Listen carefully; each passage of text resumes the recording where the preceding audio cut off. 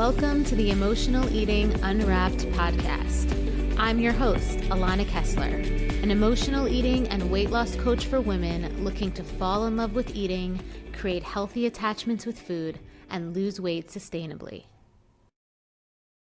Hello and welcome to another new episode of Emotional Eating Unwrapped. I'm your host, Alana Kessler, and I'm happy to be here today. And we're going to be talking about the diet hangover, okay, and why every new program feels familiar, right? Like the post-diet hangover that we go through. Because if you're anybody who has experienced the chaos of holiday season, or maybe even like an extended summer vacation where there's just tons of food around, a lot of it's unstructured, lots of leftovers, perhaps lots of just endless eating, and somehow your holiday season stretches into February or your summer vacation stretches into September. And then you wake up one day and you're just like, all right, that's it. I've had enough. I am going to get serious. And so you go online, you order the new diet book, or you sign up for the new diet program that everyone's talking about. You stock your fridge with all the approved foods, right? Maybe even buy a new set of containers because you're convinced that this time you're going to nail the meal prep. And if you've experienced this before, which I know I have 100%, for the first couple of days, you feel unstoppable, right? I remember for myself, I loved the ritual of writing out my plan, the little dopamine rush of crossing off every perfect day on the calendar. It felt like possibility, right? It felt like the answer. It felt like my prayers had been answered and like I was finally in control. But two to 4 weeks later, I found myself exhausted, right? Almost like it came out of nowhere. I was hungry in ways that I couldn't explain. I was thinking about food constantly, planning my next meal before I even finished the one in front of me. And when I finally did slip up, right? Like I slipped, I ate something that was off the plan, or I gave in to some desire around food, it felt like the bottom had completely dropped out, and all the hope that I had, all of the possibility that I felt turned into self-flagellation and guilt and negative self-talk overnight. And this is the cycle that we're talking about today, that post-diet hangover. And I want to unpack it today because if you've lived this, you absolutely know how familiar it feels. Because every shiny new program has a magnetic pull, whether it's keto, intermittent fasting, Whole30, or maybe even it's like the latest cleanse that blew up on TikTok. Regardless of what it is, right? Regardless of what it is, they all have in common this promise, which is a better, more disciplined, more worthy version of you. And when we're feeling stuck in our bodies, in our habits, even in how we see ourselves, of course, we're going to crave that. And the idea of rules, it feels comforting. It gives you a sense of certainty in a world that feels overwhelming, right? Like, let's call a spade in a world that feels overwhelming. And it's not just about food, right? It's about identity. When you say, I'm doing Whole30 or I'm intermittent fasting, there's this rush of pride that comes up. Like, see, I'm disciplined. I'm someone who is like having it together. I'm someone who's doing something and who's like taking action in my life in a positive way. And that anticipation, like the shopping lists, everything you have to get together before it starts, the color-coded schedules, the sense of starting fresh, it mirrors every new beginning that we've ever had. And that's why it feels so seductive, because it's not just about the food. It's the fantasy of finally becoming the person that you think you're supposed to be. But then comes the hangover. Then comes the hangover. And at first it's super subtle, right? Like maybe you're dragging in the afternoons, maybe you're staring at your computer screen and not able to focus. Maybe you notice the food noise and the cravings are louder than they were before. Maybe you find yourself dreaming of bread in a way that feels like almost primal. And then it starts to hit harder, right? You start quote unquote slipping, right? Maybe it's like a late night pantry raid or refrigerator raid, right? Maybe it's just saying yes to pizza or ice cream with friends because you're tired of being the one that says no, right? Like you're just over it. And instead of interpreting those slips as a normal human response, the voice of perfectionism kicks in, because that never really went away. So that voice kicks in. You're failing again. You're never going to get this right.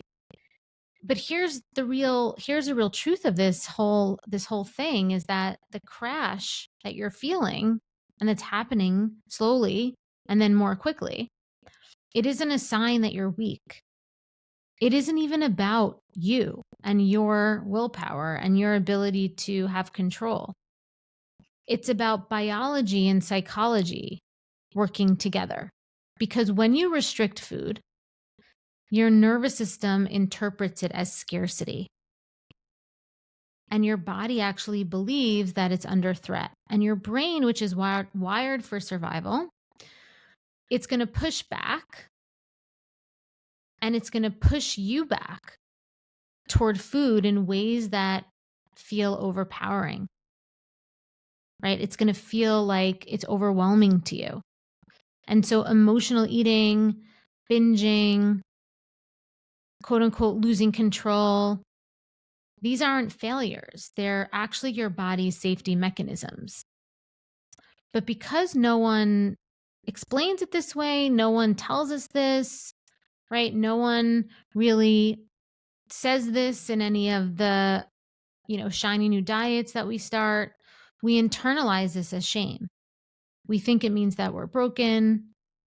And what happens is that this internalized shame and this feeling of disappointment that we project onto ourselves is what drives us right back into the arms of the next shiny new program.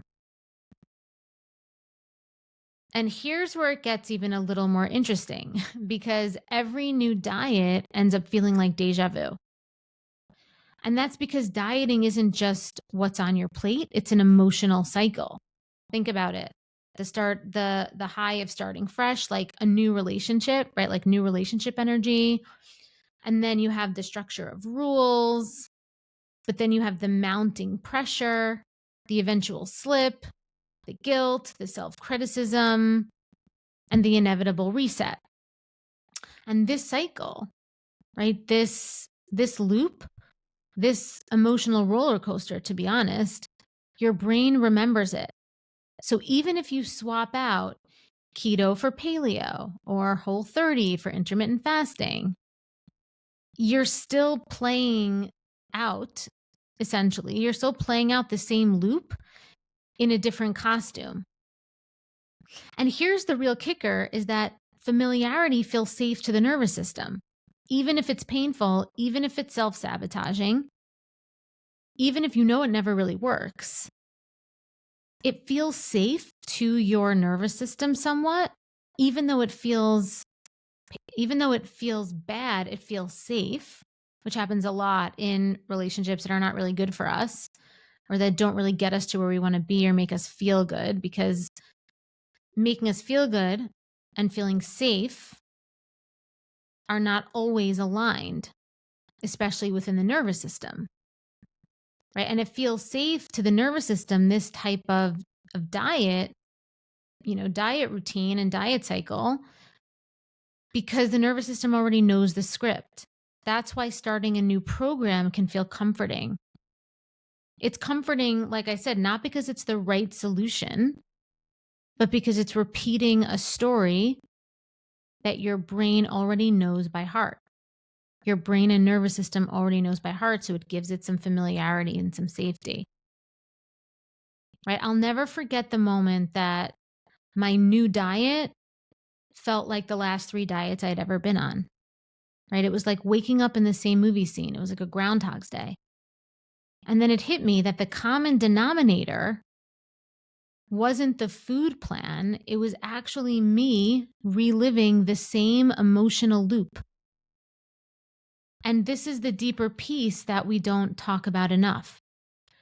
That dieting becomes part of your identity. Dieting becomes part of your identity. So when you've been swinging between chaos, the emotional overeating, the binging, the control, right?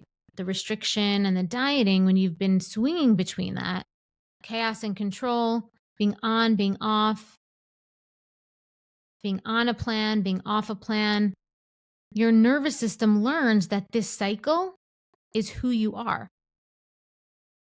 right? It doesn't think like, oh, you're on a diet. This is the diet. It just becomes who you are. It becomes the way you relate to yourself. It becomes the way you relate to your body, even to your sense of self-worth. And this is the reason why stepping away from diets feels so terrifying. It's not really about the carbs or the calories or the meal plans or the bread or how much should I have, protein should I have. It's about who you believe you'll be without that structure. And so for me, dieting was always my safety blanket. Right? As long as I was on a plan, I felt like I had a shield against judgment. But even if the plan was making me miserable, deep down, it gave me a sense of belonging